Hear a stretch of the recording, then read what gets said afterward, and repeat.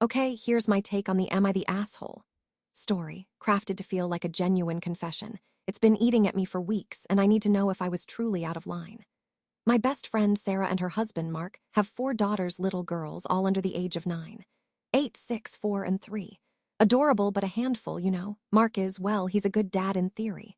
Like, he loves those girls, but he's utterly useless when he's the only adult around. He just freezes. Sarah carries the mental load of that household, no question.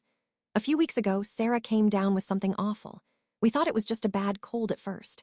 I brought dinner over: meatloaf, mashed potatoes, the works, trying to be a good friend. We were all sitting at the table. The kids were being surprisingly well behaved, and then Sarah suddenly bolted for the bathroom.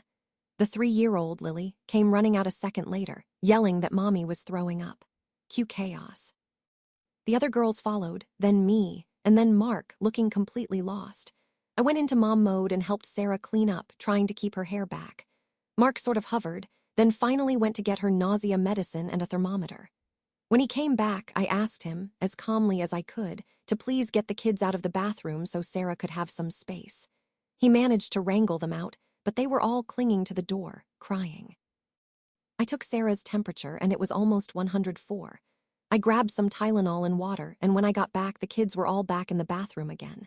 He just couldn't keep them away for 2 minutes. I got Sarah to take the Tylenol, and she immediately started vomiting again. Then she just passed out. It was terrifying. Mark just stood there, blinking. I was trying to get her into the recovery position, shooing the kids away, and dialing 911 all at the same time. It felt like a scene from a movie, except it was real and my friend was unconscious. I finally got the kids out of the bathroom and into the living room with some cartoons, and Mark kept coming back every 20 seconds, asking the dumbest questions. Could I call their nanny to come help? Did I think he should take Sarah to the hospital? Had I started the dishwasher, or did he need to hand wash Lily's sippy cup? It was infuriating. Even when Sarah regained consciousness for a few seconds, he started asking her how to do bedtime for the little ones, if she'd washed their pajamas yet, if they'd had screen time that day, or if he could put on a movie. She could barely keep her eyes open, and he's asking about bedtime routines. I snapped. I told him his wife couldn't hold his hand right now, and he just needed to figure it out. He looked at me, all wounded, and said he's not usually the one who deals with this, and he was trying his best. Then he went right back to asking what stories the kids liked, what setting to put the sound machine on, and how they liked their milk. I just lost it. I told him to figure it out on his own and called him a useless piece of shit. The paramedics arrived. They took Sarah to the hospital. It turned out to be a really bad case of the flu, and I stayed with the kids until the nanny arrived.